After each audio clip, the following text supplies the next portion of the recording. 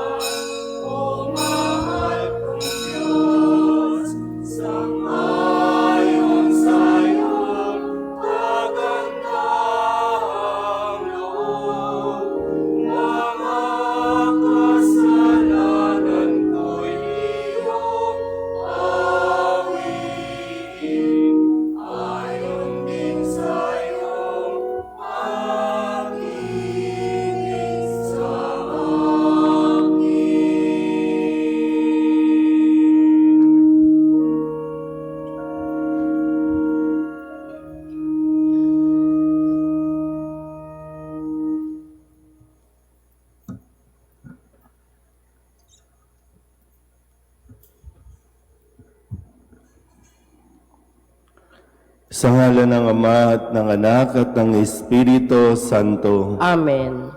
Sumainyo ang Panginoon. At sumaiyo rin. Tayo po ay nasa ikalimang linggo ng 40 araw na paghahanda. Mga kapatid, aminin natin ang ating mga kasalanan upang tayo'y maging marapat gumanap sa banal na pagdiriwang. Inaamin ko sa makapangyarihang Diyos at sa inyo mga kapatid na lubha akong nagkasala sa isip, sa salita at sa gawa at sa aking pagkukulang. Kaya isinasamo ko sa mahal na Birheng Maria, sa lahat ng mga anghel at mga banal, at sa inyo mga kapatid na ako'y panalangin sa Panginoong ating Diyos. Kaawahan tayo ng makapangyarihang Diyos, patawarin tayo sa ating mga kasalanan at patnubayan tayo sa buhay na walang hanggan. Amen. Panginoon, kaawaan mo kami. Panginoon, kaawaan mo kami. Kristo, kaawaan mo kami. Kristo, kaawaan mo kami. Panginoon, kaawaan mo kami. Panginoon, kaawaan mo kami. Manalangin tayo. Ama naming makapangyarihan, alang-alang sa dakilang pag-ibig ng iyong anak na siyang nagbunsod upang mahalin niya ang lahat. Ano pat, kusa niyang inako ang mamatay para sa sanlibutan. Kami naway masigasig na tumatahak sa kanyang dinaanan, sa iyong pag-akay at sa kanyang pamamagitan, kasama ng Espiritu Santo, magpasawalang hanggan. Amen. Ang makaharing pagtatagumpay mula sa libingan ng sambayanang nalugmok sa kapighatian ang siyang nagpapaalala sa atin tungkol sa kapangyarihan ng Diyos sa katauhan ng kanyang anak na si Jesus. Pagbasa mula sa aklat ni Propeta Ezekiel. Ito ang sinasabi ng Panginoong Diyos. Magpahayag ka, sabihin mong ipinasasabi ko, bayan ko, ibubukas ko ang inyong libingan. Ibabangon ko kayo at iuuwi sa inyong bayan. Kung maibukas ko na ang inyong libingan at maibangon ko kayo, makikilala ninyong ako ang Panginoon. Hihingahan ko kayo upang kayo'y mabuhay. At ibabalik ko kayo sa inyong sariling bayan. Sa gayon, malalaman ninyo na akong Panginoon ang nagsabi nito at ang aking gagawin. Ang salita ng Diyos. Salamat sa Diyos.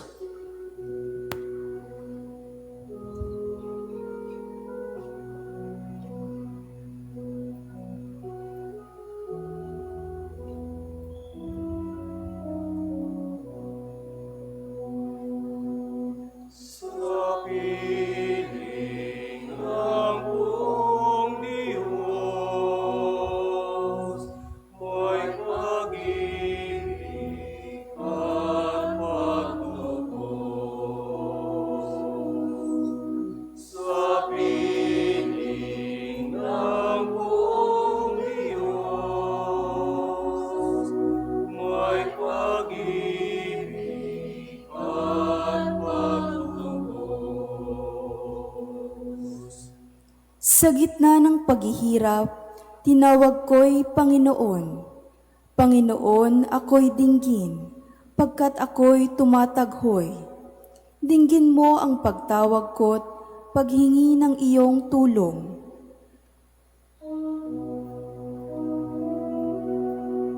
Sa piling ng buong Diyos, may pag-ibig at pagtubos.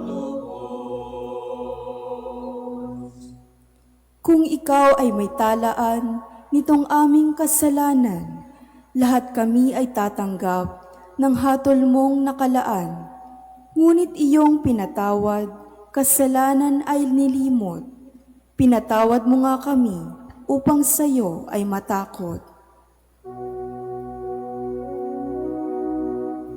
Sa piling ng buong Diyos, may pag-ibig at pagtubos. Sabik akong naghihintay sa tulong mo, Panginoon, pagkat ako'y may tiwala sa pangako mong pagtulong. Yaring aking pananabik, Panginoon, ay higit pa sa serenong naghihintay ng pagsapit ng umaga. Sa piling ng buong Diyos, may pag-ibig at pagtubos. Magtiwala ka, Israel, magtiwala sa iyong Diyos. Matatag at di kukupas ang pag-ibig niyang dulot. Lagi siyang nakahandang sa sinuman ay tumubos. Ililigtas ang Israel, yaong kanyang mga hirang. Ililigtas niya sila sa kanilang kasalanan. Sa piling ng buong Diyos, may pag-ibig at pagtubos.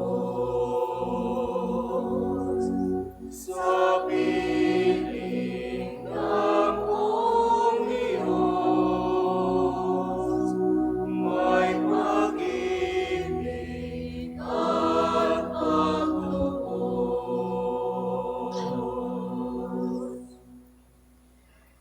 Inihahayag ni Pablo na ang Espiritu Santo ang siyang biyaya ni Kristo, ang siyang tanda at patotoo ng ating muling pagkabuhay sa pagdating ng itinakdang panahon. Pagbasa mula sa sulat ni Apostol San Pablo sa mga taga-Roma. Mga kapatid, ang mga nabubuhay ayon sa laman ay hindi maaaring kalugdan ng Diyos. Ngunit hindi na kayo namumuhay ayon sa laman, kundi ayon sa Espiritu, kung talagang nananahan sa inyo ang Espiritu ng Diyos. Kung ang Espiritu ni Kristo ay wala sa isang tao, hindi siya kay Kristo. Ngunit kung nasa inyo si Kristo, bagamat patay na ang inyong mga katawan dahil sa kasalanan, buhay naman ang inyong espiritu dahil sa pinawalang sala na kayo. Kung nananahan sa inyo ang Espiritu ng Diyos na siyang muling bumuhay kay Heso Kristo, ang Diyos ding iyan ang magbibigay ng buhay sa inyong mga katawang mamamatay sa pamamagitan ng kanyang Espiritong nananahan sa inyo. Ang salita ng Diyos. Salamat sa Diyos. Magsitayo na po ang lahat.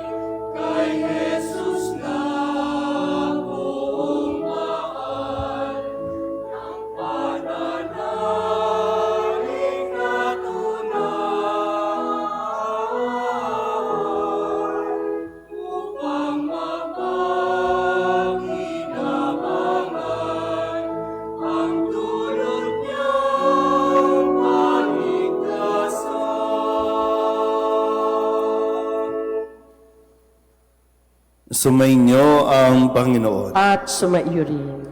Ang mabuting balita ng Panginoon ayon kay San Juan. Papuri sa iyo, Panginoon. Noong panahong iyon, nagpasabi kay Jesus ang mga kapatid na babae ni Lazaro, Panginoon, ang kaibigan mong minamahal ay may sakit. Ngunit nang marinig ito ni Jesus ay sinabi niya, hindi magwawakas sa kamatayan ang sakit na ito.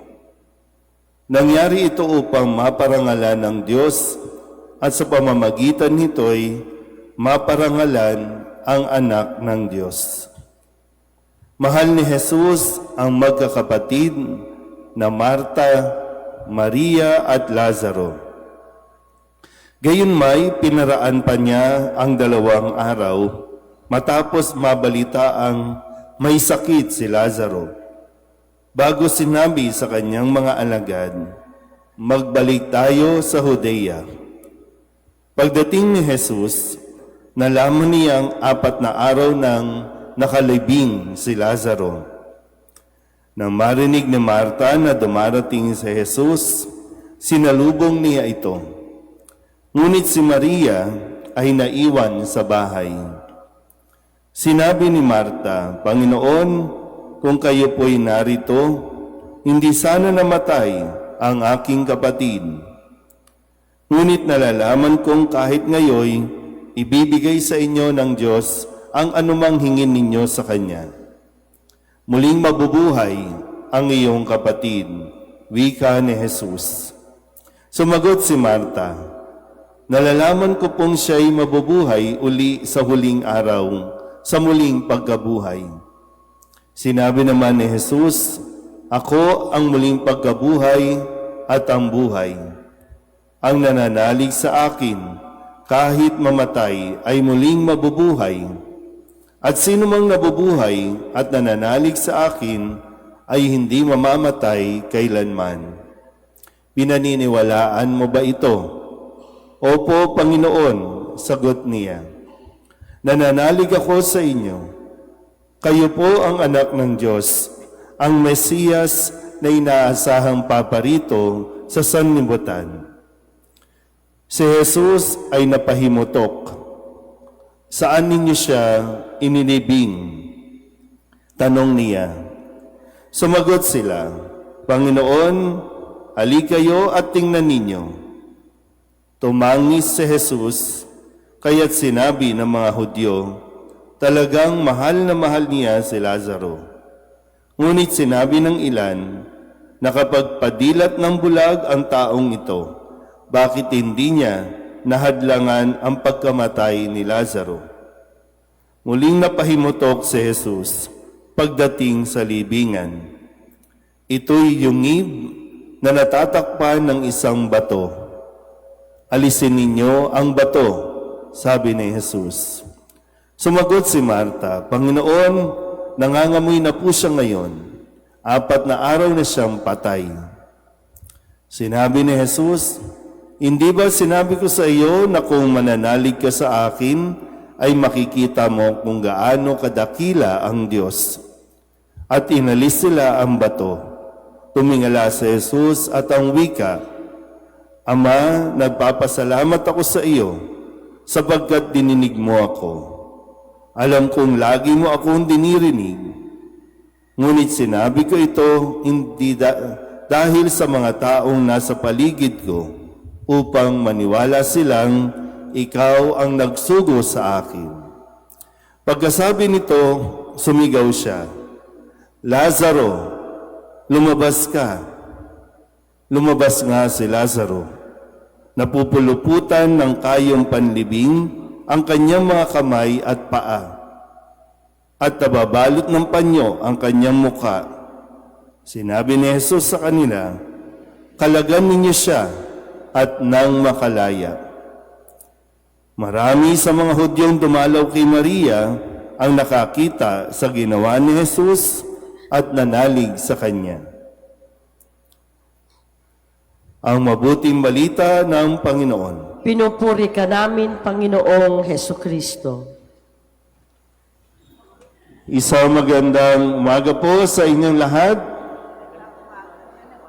Tayo po ay nasa ikalimang linggo na ng ating 40 araw na paghahanda. Ito na po yung huling linggo. So 5 linggo tayong naglakbay. Sa susunod na linggo ay pagsisimula na ng tinatawag nating pasyong mga araw o Passion Tide sa pagsisimula ng maringal na pagpasok ni Jesus sa Jerusalem, linggo ng Palaspas. Ang linggo ring ito ay tinatawag din na Domingo de Lazaro dahil sa kwento ng pagbuhay ni Jesus kay Lazaro na kanyang kaibigang namatay. Naintindihan po? Uy. Tulala, ano? Paano tayo makakapasok niyan? Diba? So, balikan natin muna ulit yung mga nakalipas na linggo at alalahanin nating mabuti ang ating mga naging paglalakbay kung saan tayo dinala ni Jesus para maihanda ang ating mga sarili, physically, emotionally, and spiritually sa pagpasok ng mga mahal na araw. Noong unang linggo ng Kwaresma, kung maalala po ninyo, tayo ay dinala sa disyerto. Yun yung pinakasimula, di ba? No? Nagninilay si Jesus ng 40 araw, 40 gabi. Siya'y nag-aayuno at pagkatapos tinukso-tukso siya ng demonyo. Ngunit hindi nagtagumpay ang demonyo, itong lahat ay nalampasan at tinanggihan ng ating Panginoon. Na sinasabi sa atin, kaya nating lumayo, kaya nating tanggihan ang bawat panunukso. Tandaan niyo po, hindi lahat ng ibinibigay, hindi lahat ng iniaalok sa iyo, kailangan mong tanggapin. At hindi lahat ng mga ibinibigay sa iyo, makakabuti sa iyo at sa iyong relasyon sa Diyos. Kasi lahat ng panunukso ng demonyo, di ba, laging merong kapalit. Ibibigay ko sa iyo yan kung ako ang iyong sasambahin. Naintindihan po? Ikalawang linggo, matapos sa disyerto, lumipat tayo sa isang bundok. Doon ay naipamalas ang pagpapanibagong anyo ni Jesus. Nasilayan ito ng mga alagad ang kaninningan at pagka-Diyos ni Kristo.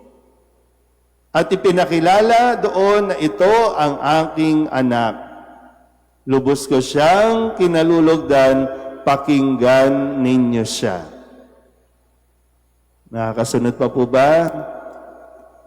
Nagbabalik ba sa inyong mga alaala o paano ba? Wala na, tulala pa rin? Magmamahal na araw na, tulala pa rin? Ikatlong linggo, matapos tayo sa bundok, bumaba naman tayo at doon ay natagpuan ni Jesus o natagpuan ng babaeng Samaritana na sasalok ng tubig doon sa balon. At nagkaroon ng pagbabago dito sa babaeng ito na yung kanyang pagkauhaw ay naibsan na. Napawi na yung pagkauhaw niya nang makausap niya si Kristo. Na sinasabi nga no, na ito na ang Mesiyas, na isang kagalakan na maramdaman, na makilala ng babaeng Samaritana kung sino si Kristo, at ang kanyang inaalok ay hindi lang tubig na pumapawi ng uhaw pansamantala, kundi ang ibinibigay ni Kristo ay tubig na magbibigay ng buhay sa Kanya. 3 linggo po yun, ha? Ika-4 na linggo, last week lang po yan. Yung kwento no, ng pagpapagaling o pagpapabalik ng liwanag ng mata nitong lalaking ipinanganak na bulag.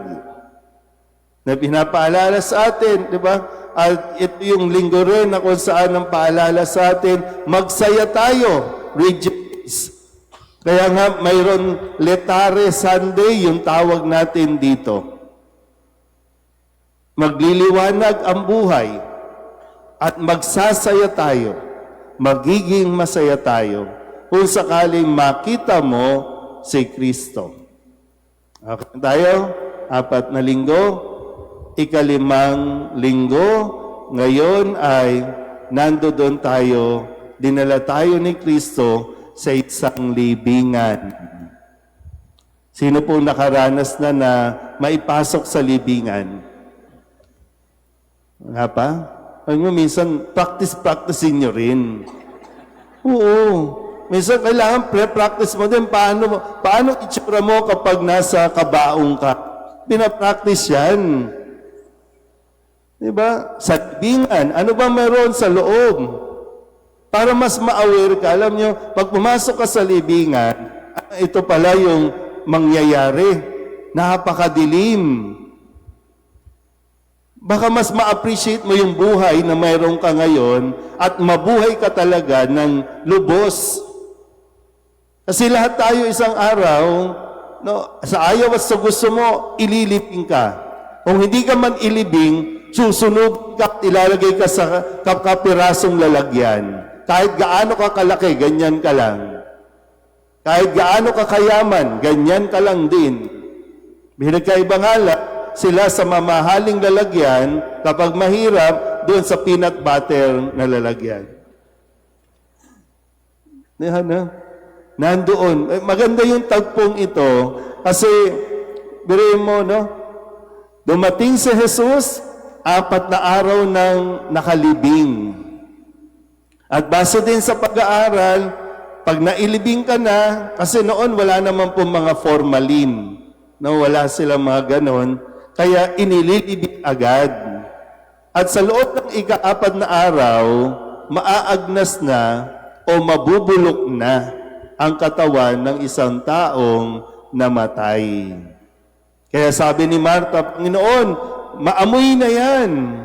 Kasi pinapabuksan ni Jesus eh.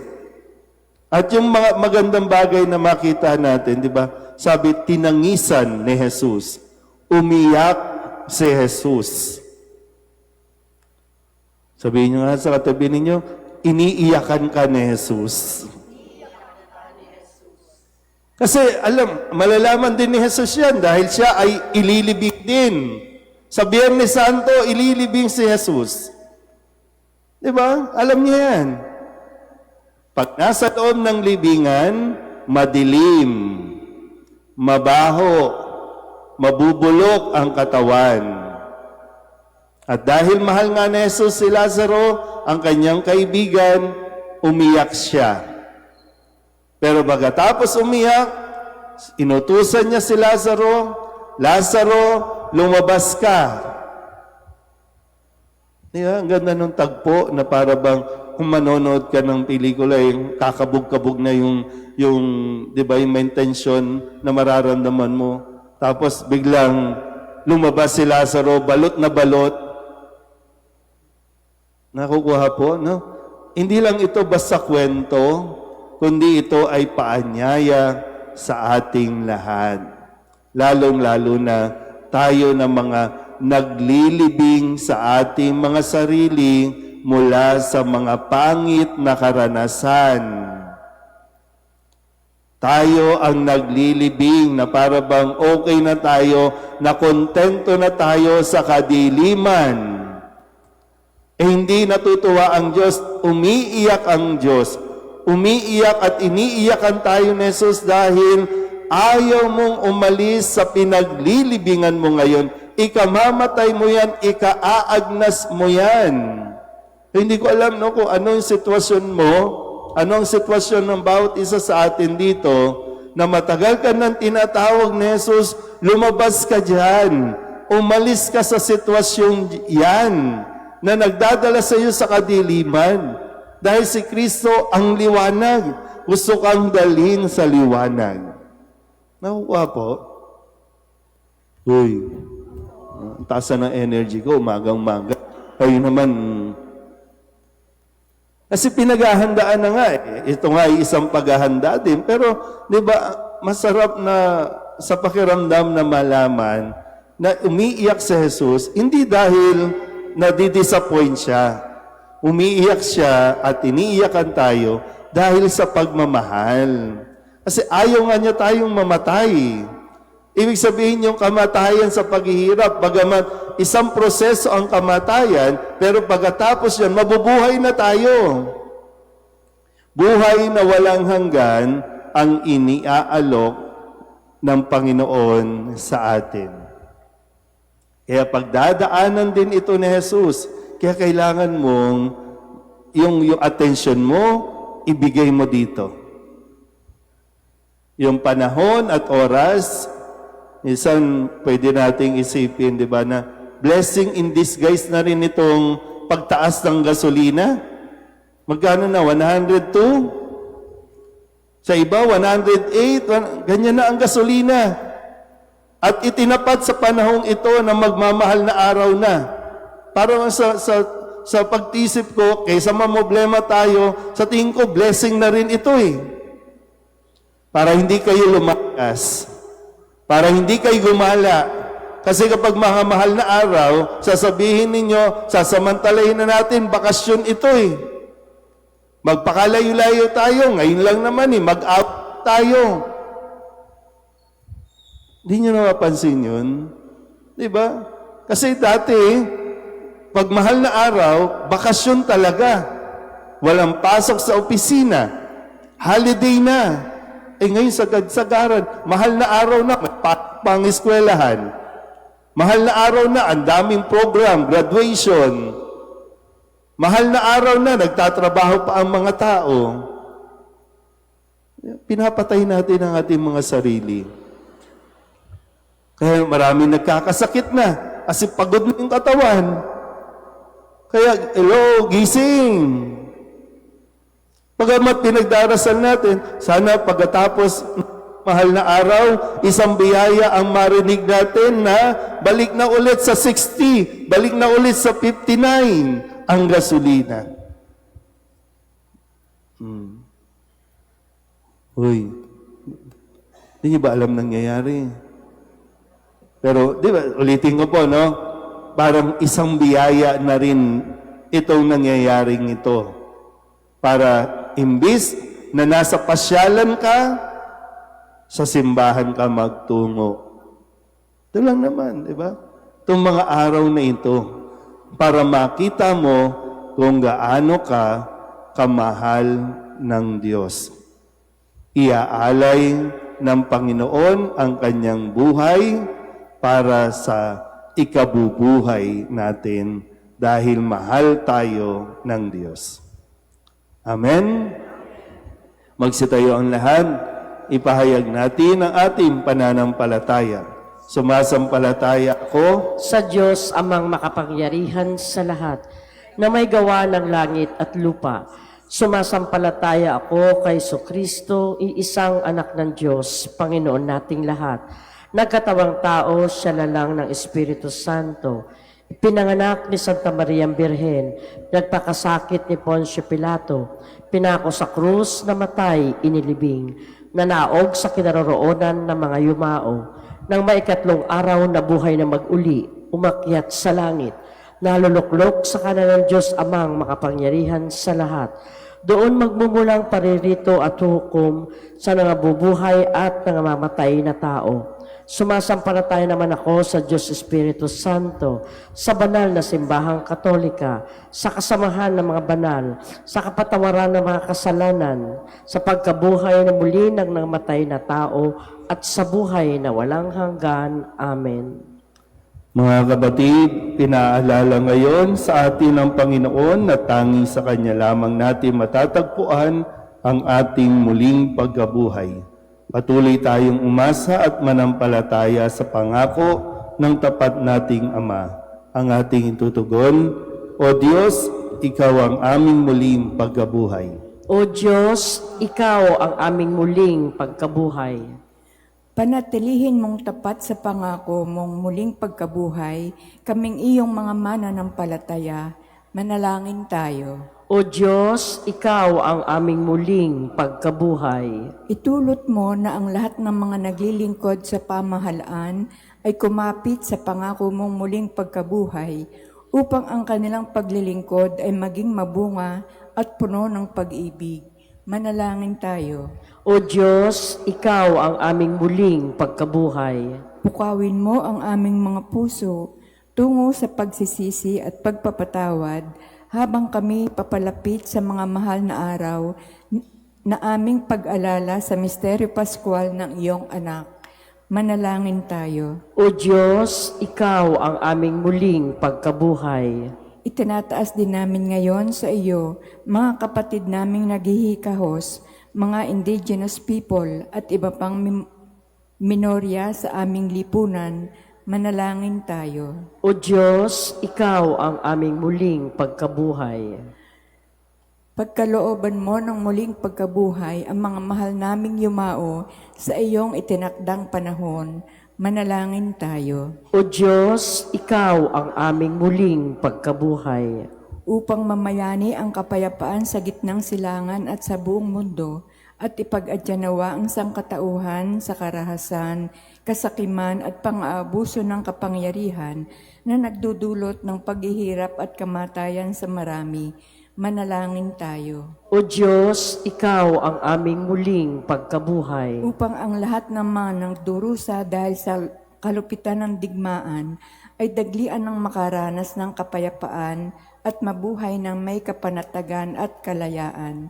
Manalangin tayo. O Diyos, Ikaw ang aming muling pagkabuhay. Itaas din natin ang mga kapatid nating nangangailangan ng panalangin, ang mga pangangailangan ng ating pamayanan at ang ating mga personal na kahilingan.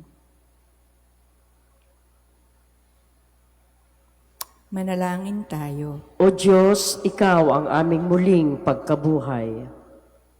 Ang lahat ng ito'y inihiling namin sa ngalan ni Kristong aming Panginoon. Amen.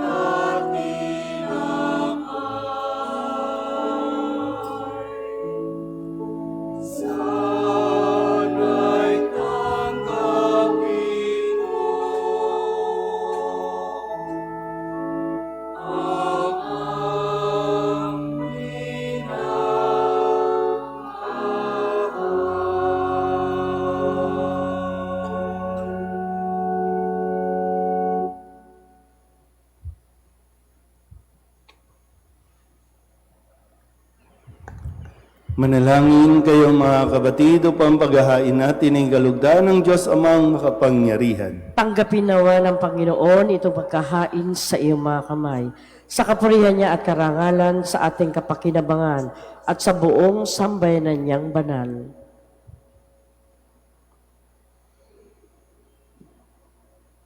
Ama naming lumikha, kami dumadalangin ang mga pinapagsaloob mo ng mga nilalaman ng pananampalatayang Kristiyano ay iyong gawing dalisay, pakundangan sa ipinagdiriwang na paghahain ito sa pamamagitan ni Jesucristo kasama ng Espiritu Santo magpasawalang hanggan. Amen. Sumainyo ang Panginoon. At sumaiyo rin. Itaas sa Diyos ang inyong puso at diwa. Itinaas na namin sa Panginoon. Pasalamatan natin ang Panginoong ating Diyos. Marapat na siya ay pasalamatan. Ama naming makapangyarihan, tunay ngang marapat na ikaw ay aming pasalamatan sa pamamagitan ni Jesucristo na aming Panginoon. Siya'y di naiba sa amin, kaya't siya'y nagdalamhati rin. Sa pagpanaw ni Lazarong kaibigang giliw, siya'y di naiba sa iyo. Kaya't taglay ang kapangyarihan mo, kanyang binuhay ang kaibigang yumao. Sa kanyang pakikiramay sa sangkatauhan, kami kanyang pinakikisamahan upang maipagdiwang ang mga pahiwatig ng iyong pagmamahal na sa amin bumubuhay.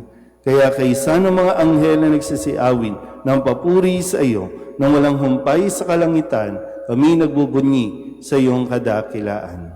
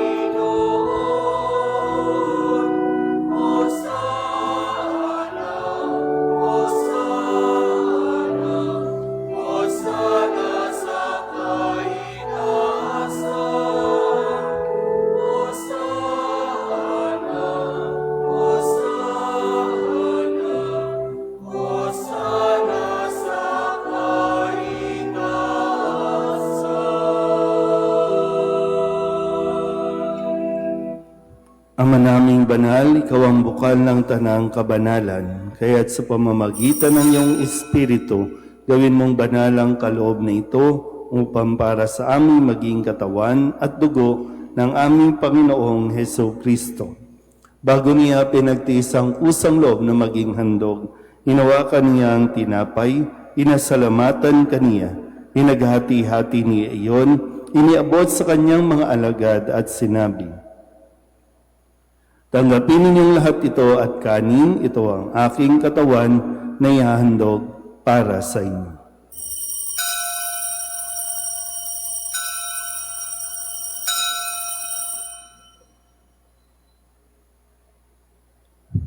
Gayun din naman, nung matapos ang hapunan, nawakan niya ang kalis, muli kaniyang pinasalamatan. Iniabot niya ang kalis sa kanyang mga alagad at sinabi, "Tanggapin ninyong lahat ito at inumin. Ito ang kalis ng aking dugo, ng bago at walang hanggang tipan. Ang aking dugo na ibubuhos para sa inyo at para sa lahat, sa ikapagpapatawad ng mga kasalanan. Gawin niyo ito sa pag-alaala sa akin."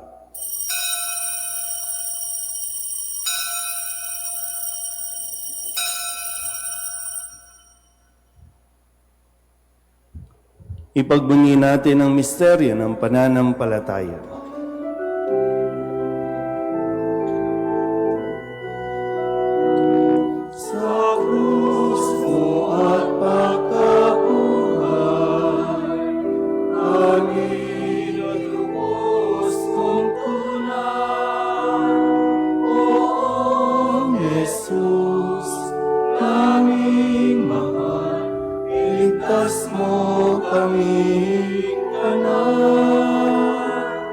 Oo, Jesus, aming mahal, ngayon at magpakailanman. Ama, ginagawa namin ngayon ang pag-alaala sa pagkamatay at muling pagkabuhay ng iyong anak. Kaya tiniaalay namin sa iyo ang tinapay na nagbibigay buhay at ang kalis na nagkakaloob ng kaligtasan. Kami nagpapasalamat dahil kami iyong minarapat na tumayo sa harap mo para maglingkod sa iyo.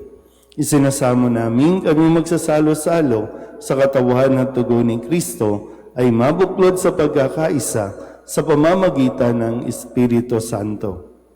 Ama, lingapin mo ang iyong simbahang laganap sa buong daigdig.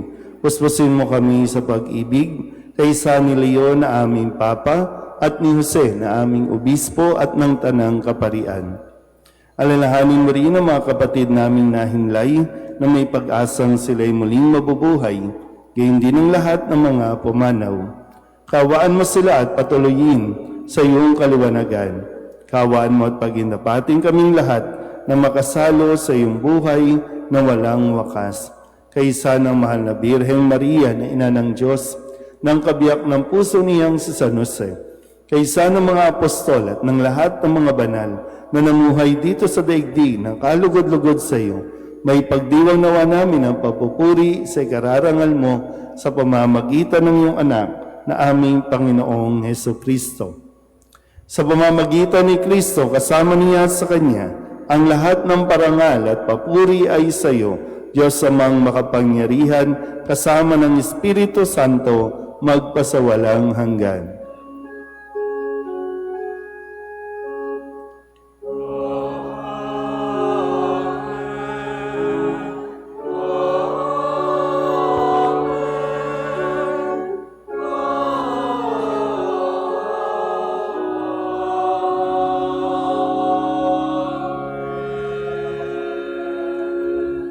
Sa tagubilin ng mga nakagagaling na utos at turo ni Jesus sa Panginoon natin na Diyos, ipahayag natin ang lakas loob.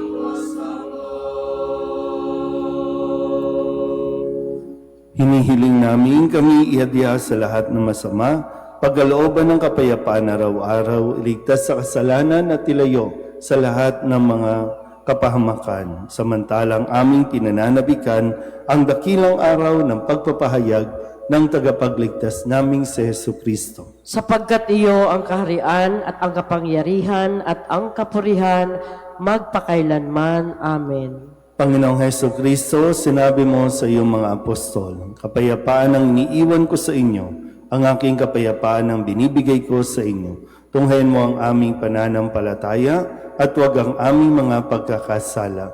Pagkalooban mo kami ng kapayapaan at pagkakaisa ayon sa iyong kalooban, kasama ng Espiritu Santo, magpasawalang hanggan. Amen. Ang kapayapaan ng Panginoon ay laging sumainyo. At sumaiyo rin. Magbigayan tayo ng kapayapaan sa isa't isa.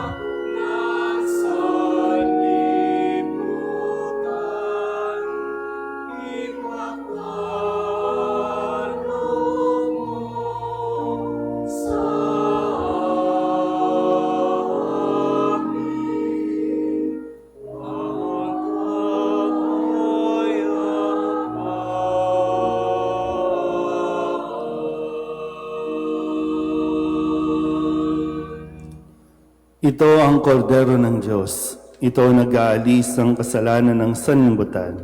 Mapalad ang mga inaanyayahan sa kanyang piging. Panginoon, hindi ako karapat-dapat na magpatuloy sa iyo, ngunit sa isang salita mo lamang ay gagaling na ako.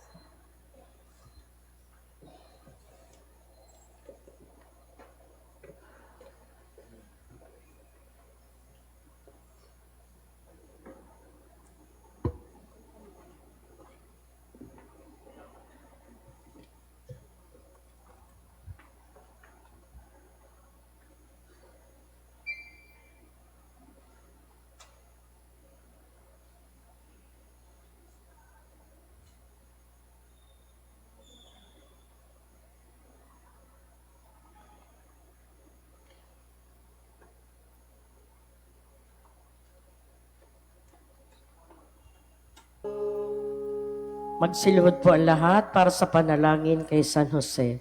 Abang tagapangalaga ng tagapagligtas, kabiyak na puso na mahal na Birheng Maria, sa iyo pinagkatiwala ng Diyos ang kaisa-isa niyang anak. Sa iyo nagtiwala si Maria. Sa piling mo si Kristo'y naging tao. Maging ama ka rin sa amin, pinagpalang Jose, at gabayan mo kami sa landas ng buhay. Ihingi mo kami ng biyaya, awa at tapang, at ipagtanggol kami sa lahat na masama. Amen. Magsitayo na po ang lahat. Manalangin tayo. Ama naming mapagmahal, kaming nakikinabang sa katawan at dugo ng iyong anak ay mapabilang nawang lagi sa mga kaanib niya na namamagitan kasama ng Espiritu Santo magpasawalang hanggan. Amen. Gusto ko lang po ipagbigay alam sa inyo, open na po ulit ang ating public CR. Maaari na po kayong gumamit para kiligin. Pero maayos na po kahit papano, may isang part na lang no, na itinutuloy ngayon pero yung CR na pang lalaki at pang babae ay maayos na po. At salamat sa inyong mga suporta, sa inyong mga tulong. At muli, no, sa Sabado ng hapon ay pagsisimula na ng pagbabasbas ng palaspas. So, doon po yan sa may pumping station, doon sa isa sa mga ghost project na naging proyekto. So doon po tayo magtitipon-tipon, magproposisyon tayo, papunta po dito. Tapos kada oras ng misa ng linggo, sa simula po ang pagbabasbas ng mga palaspas. Sa ilang mga schedule po sa mga activities natin, pakiantabayanan po sa ating Facebook page para may guide po kayo kung anong oras ang mga gawain natin sa mga mahal na araw. Sana po, manatili na lang muna tayo. Huwag na munang gumala ng gumala. Mag-focus muna tayo at ibigay ang oras natin sa mga mahal na araw. Sumainyo ang Panginoon. At sumaiyo rin. At pagpalain kayo ng makapangyarihang Diyos, Ama at Anak, at Espiritu Santo. Amen. Tapos ang banal na misa, humayo tayo sa kapayapaan ni Kristo. Salamat sa Diyos. Magandang umaga po.